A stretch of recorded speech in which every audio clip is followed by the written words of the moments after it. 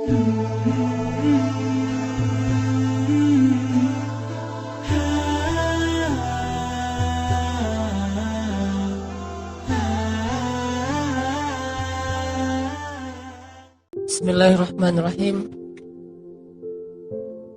Assalamualaikum warahmatullahi wabarakatuh.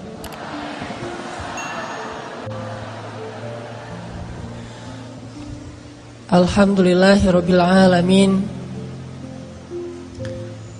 Alhamdulillahilladzi hadana lihada wa ma kunna linahtadiya laula an hadanallah. Alhamdulillahi hamdan katsiran tayyiban mubarakan fih kama yuhibbu rabbuna wa yarda. Ashhadu an la ilaha illallah wahdahu la syarika lah, lahul mulk wa lahul hamd wa huwa ala kulli syai'in qadir. Wa ashhadu anna Muhammadan abduhu wa rasuluh alladzi la yantiqu 'anil hawa in huwa illa wahyun yuha. Allahumma shalli wa sallim wa barik ala sayyidina Muhammadin wa ala alihi wa sahbihi wa man tabi'ahu ila yaumiddin. Fa amma ba'. Apa kabar teman-teman semuanya? Pada puasa hari Jumat ya. Puasa baper. Hari ini kita akan belajar tentang kebesaran Allah Subhanahu wa taala. Kurang lebih judulnya Allah itu maha baik banget. Ada banyak orang bahkan mungkin kita ngerasa bahwa kita itu kurang beruntung dibandingkan orang lain. Ngerasa bahwa kayaknya Allah gak adil sama kita. Karena kita melihat orang lain mendapatkan banyak nikmat, sedangkan kita enggak. Kita ngerasa kayak orang yang paling dicurangin dalam hidup oleh Allah Subhanahu wa taala. Kita ngerasa kayaknya orang yang paling sengsara di antara semua manusia. Ketika kita membandingkan hidup kita dengan hidup orang lain. Kalau kita pernah ngerasa kayak gitu, gara-gara kita sedang diuji oleh Allah dengan satu masalah, pasti kita berarti belum mengenal Allah Subhanahu wa taala. Ada orang yang diuji mungkin dengan ujian fisik. Dan kadang-kadang itu bukan ujian sebetulnya. Dia aja yang tidak mampu bersyukur atas nikmat fisik yang Allah berikan. Dia ngerasa warna kulitnya adalah ujian. Kayak saya gitu. Alhamdulillah ini mah bukan hitam, eksotis. Ada orang yang ngerasa jenis rambutnya adalah ujian. Ada orang yang ngerasa tinggi badannya adalah ujian. Ada orang yang ngerasa bentuk hidungnya adalah ujian. Ada orang yang ngerasa gemuk dan kurusnya adalah ujian. Ada orang yang bahkan ngerasa nasab keturunan adalah ujian. Sehingga bagi dia menjadi orang yang paling tidak beruntung karena diberikan fisik yang menurut dia tidak ideal. Ini pasti orang gak kenal Allah Subhanahu wa ta'ala. Kalau dia kenal Allah Subhanahu wa ta'ala, maka dia akan melihat sebaliknya. Kalau dia kenal Allah Subhanahu wa taala, alih-alih dia mengeluhkan nikmat, justru dia makin bersyukur kepada Allah. Ada juga orang yang merasa dirinya paling menderita karena melihat dirinya orang yang paling tidak beruntung dalam urusan harta. Dia menilai orang lain lebih beruntung karena gajinya lebih besar, karena diberikan nafkah oleh suaminya lebih banyak, karena kendaraannya lebih baik, karena rumahnya lebih luas, karena tempat kerjanya itu lebih bergengsi, karena titel dan gelar-gelarnya itu lebih tinggi, sehingga dia merasa karena hartanya terbatas menjadi orang yang paling sengsara di muka bumi. Ini juga orang yang gak kenal sama Allah. Atau ada juga yang ngerasa dirinya tuh paling menderita karena masih jomblo.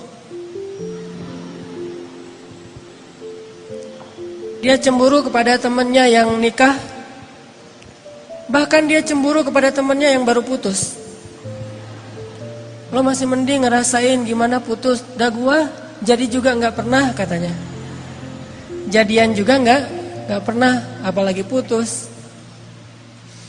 Ada banyak banget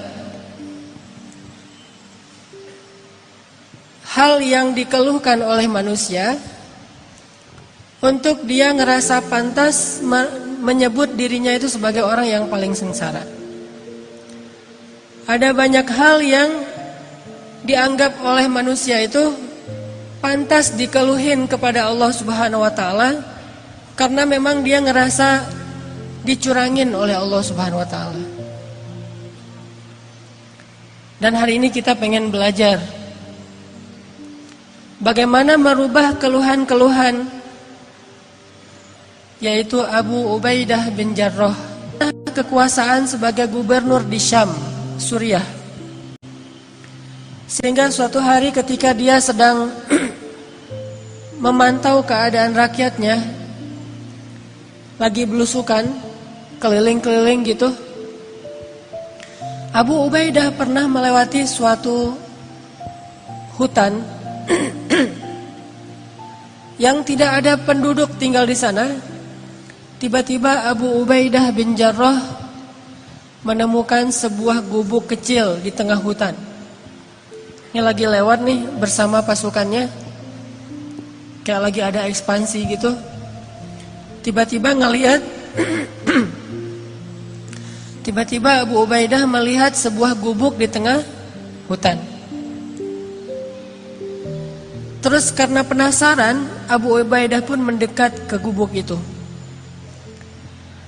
Dari luar gubuk, Abu Ubaidah mendengar suara laki-laki bertahmid kepada Allah.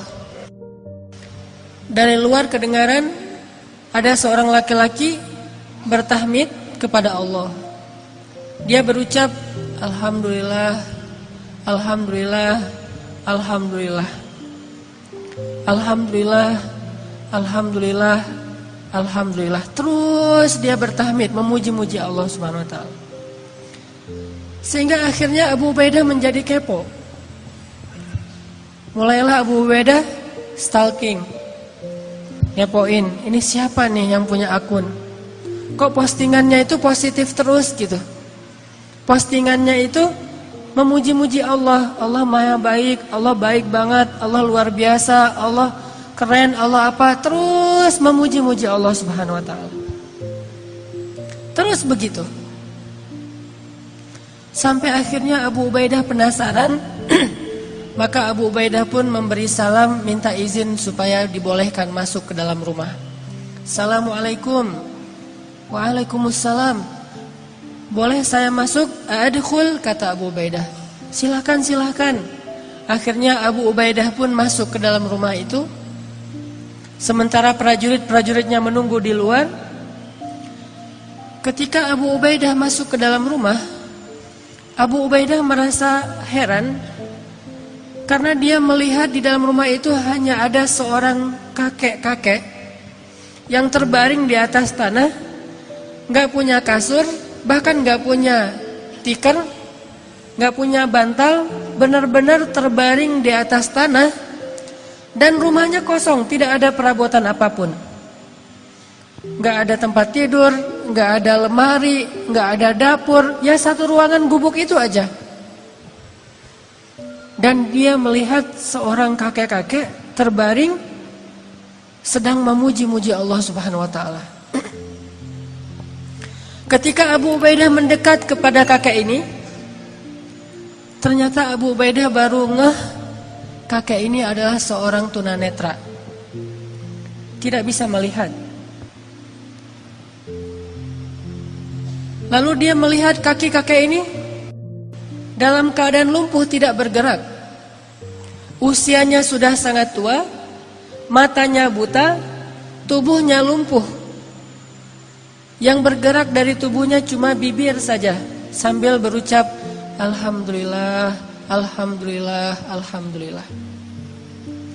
Abu Ubaidah pun duduk di sisi kakek ini. Kemudian Abu Ubaidah bertanya,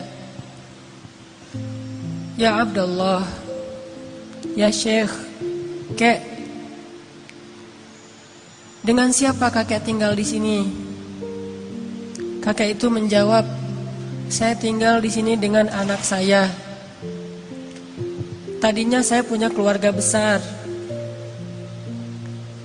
Saya punya istri, punya beberapa orang anak.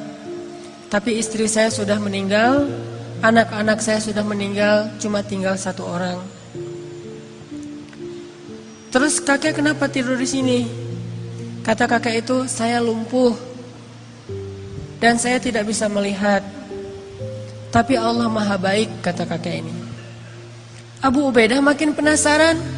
Orang miskin, sebatang kara, lumpuh, udah tua, gak bisa ngelihat, gak punya siapa-siapa kecuali anaknya satu-satunya. Abu Ubaidah bertanya, kek, saya dengar dari tadi kakek itu terus memuji Allah. Dari sejak saya di luar rumah, saya dengar kakek ini terus memuji Allah. Alhamdulillah, Alhamdulillah, Alhamdulillah. Tapi saya perhatikan, sepertinya kakek ini tidak punya kehidupan yang layak. Rumahnya gubuk, di dalam rumah gak ada apa-apa, kakek sakit-sakitan, gak punya keluarga. Saya penasaran, apa yang kakek syukuri kepada Allah sehingga kakek tidak berhenti mengucapkan Alhamdulillah. Perasaan nikmatnya kayak gini-gini aja nih. Terus apa yang kakek syukuri? Kakek ini tersenyum.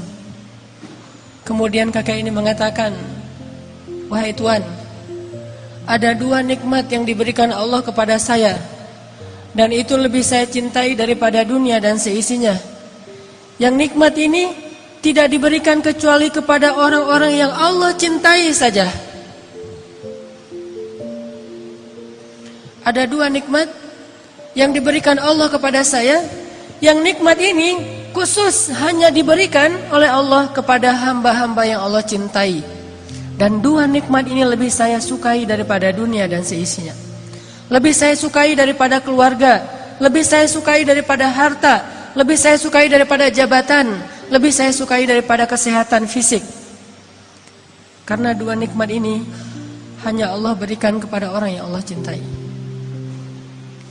Akhirnya Abu Ubaidah bertanya, ya Syekh, kek, apa dua nikmat yang Allah berikan kepada kakek yang tidak diberikan kepada sembarangan orang, hanya diberikan kepada orang-orang yang Allah cintai?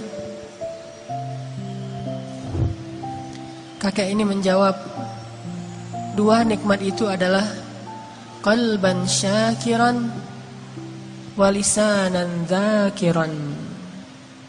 Dua nikmat yang diberikan Allah hanya kepada orang yang Allah cintai adalah nikmat hati yang selalu mampu bersyukur dan nikmat lisan yang selalu mampu berzikir.